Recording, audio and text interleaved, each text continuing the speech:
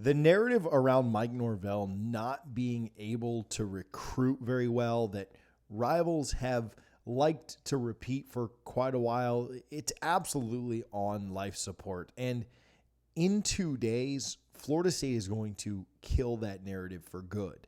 Now listen, I'm going to start this by completely ignoring the fact that FSU is probably about to land a 4-star defensive back who's ranked in the top 100 players in the nation. At least I'm going to ignore that for a few minutes. The recruiting list that Florida State is bringing to campus this weekend is on a complete different level. And I know a lot of times we deal in hyperbole. We deal in trying to maximize things to make them as big as they possibly can be. And that's just not the case here. Let's take a look at this list, some things about it, how it compares to other big-time visit weekends, both at Florida State and at other places within the state of Florida. And also, who are the Noles making headway on and who may end up being close to committing? Now, this is not a comprehensive list, and we're not going to go into every recruit that's visiting for two reasons. Number one, the guys over at Noles 247 do too good of a job for anyone else in the market to even try to compete with the list that they've got put together on their site now. And number two, I didn't feel like making this a 2-hour video. There are over 200 recruits expected to be in Tallahassee for the game this weekend. When you hear the phrase, putting all of your eggs into one basket, that is what Mike Norvell and his staff have done with this weekend. Based on my count, there are between 15 and 20 5-stars that are expected to be in Tallahassee this weekend. The number might be a little high because you could maybe count 5 stars from one site that are not necessarily 5 stars on another. If you keep it to just one site's metrics, it's probably about 15 or so. There's an insane amount of blue chip recruits coming, and you hear all the time about this blue chip ratio when you hear about a roster or a recruiting class, but the blue chip ratio that's coming into Tallahassee this weekend is nuts.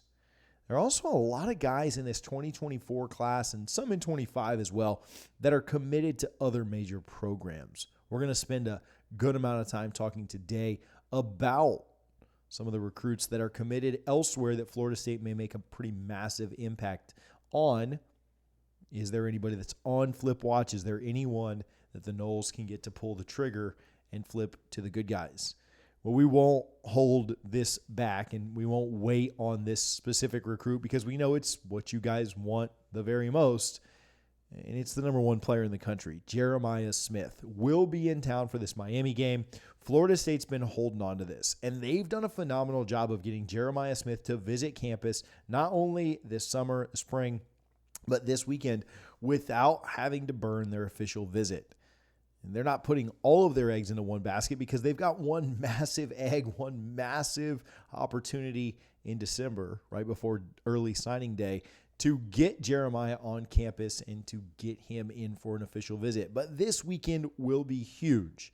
It'll be massive for him to not only experience Doak for what's going to be the most lit game of the season, but also against a team that he's very familiar with. The Canes are heavily pursuing him as well. He's a kid that is from right down the road from Miami there in South Florida.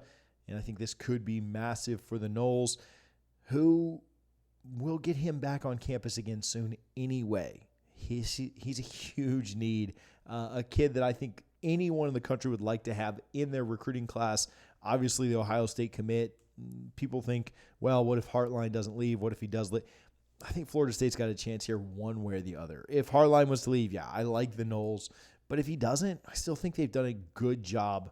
We'll see how it all shakes out. But getting him back here for the Miami game, hopefully he goes to Gainesville and is there for that game at the end of the year as well. I'd certainly be open to that. I'd be okay with that. The game's coming quicker than you guys realize, just 16 days away from today. And obviously you get him back in December.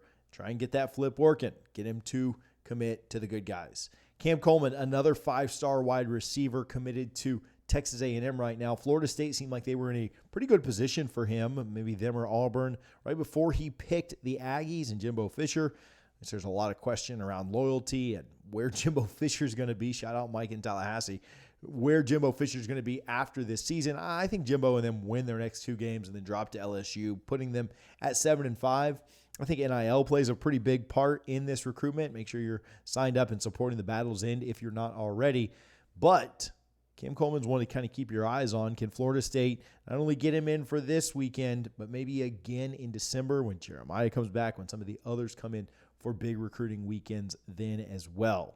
Wardell Mack is a 4-star cornerback that's currently committed to your big rivals in Gainesville, the Florida Gators. He is somebody that has Gator fans and folks that I speak with in the know over there just not very confident that he ends up sticking. They don't think he'll end up in Gainesville. There's been talk about Texas, obviously a Louisiana native. There's always talk about LSU. And then Florida State has just kind of been consistently there. Some folks think that Mack might be a little overrated for his rating. A really talented kid either way. You really like what Pat Surtain has done with the young guys this year. Wardell Mack, one to keep your eyes on. Could you end up flipping him from the Gators? Could you end up getting him to back off of that commitment? You've got a lot of Louisiana ties. A kid that is super talented. You'll hear rivals, again, we just mentioned it. Florida fans already have that excuse queued up for if and when he does decommit. But make sure that you keep an eye on Wardell Mack. That's another 2024 one that I think is huge. Not the only secondary piece. In fact, there's 2 more that we'll talk about really quick that's committed elsewhere. Kai Bates, Florida kid that committed to LSU, is somebody that I think Florida State, again, was kind of doing a good job for. Couldn't get over the hump, ended up going to LSU. Him coming back around is interesting as well. Florida State, if they could pull one of these 2, put themselves in a really good position down the stretch. And then Xavier Lewis. He's a Wisconsin kid from South Florida, committed to Wisconsin. He's not from there, but a 3-star DB, really, really talented. Florida State likes him a ton. Kind of wonder where he sits on the board if you were to land a Mack, a Bates, if you were to land a Howard tomorrow. Obviously, with Lester, KJ, and others already committed to that secondary room, you've probably got the best secondary class in the country. Will one of these 3 guys that's committed elsewhere potentially help you add to that? Now, Jamari Howard committing tomorrow at 11 a.m. That's Friday morning. I really like where the Noles stand here. We've talked about Jamari in probably 10 or 15 videos that we've done. Plan to have some information that we continue to share. We've got some updates that we've shared in our Discord through our Patreon. So you can go to patreon.com/DFNS. Make sure that you're signed up there. Not only does it support our channel, but it also gets you access to inside information. We go a little bit deeper, give you a little bit more than just what you're getting right here on the channel. You can support at $3, $5, $10, $25, $50 a month, whatever support level you want to give. It's all there for you. Jamari's a top 100 player in the country. He's defensive back with a ton of talent, and I think he's going to be in Tallahassee for the game this weekend, supposing he picks the Noles. I feel great about where FSU stands with him. UF and other schools were positioned in his top 5. Michigan State's been there. Rutgers has been there.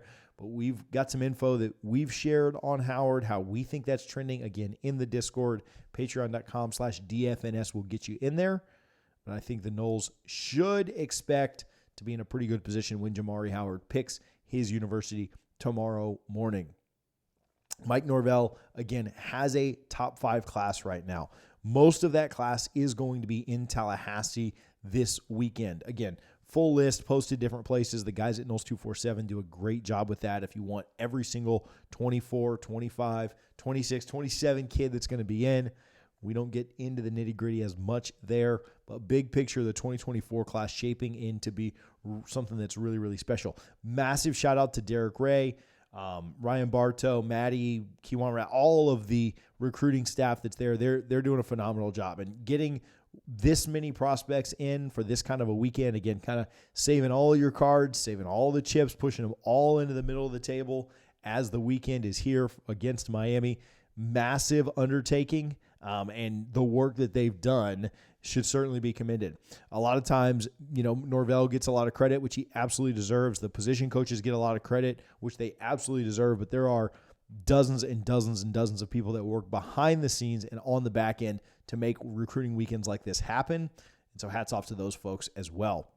Florida State with a top 5 class right now. And I think they have a legit shot to get up to close to top 3. They could potentially finish top 3, maybe if they flip one of those defensive backs we talked about. If you flip one of those wide receivers, you land Howard, you maybe get one more piece in. I know there's talk about Zandamela possibly coming at some point. I think the Noles could potentially compete for that top 3 status. I think they'll be right around 5. It wouldn't shock me if they were anywhere from 3 to 7. I'd be pretty surprised if they finished outside of the top 10 at this point. They've got a really good class. And again, that narrative around Mike Norvell not being able to recruit is dying. And it's pretty close to dead in totality. But they've done a great job this cycle. They may be even doing a better job with 2025. We can talk a little bit more about that class as this one starts to wind down and wrap up.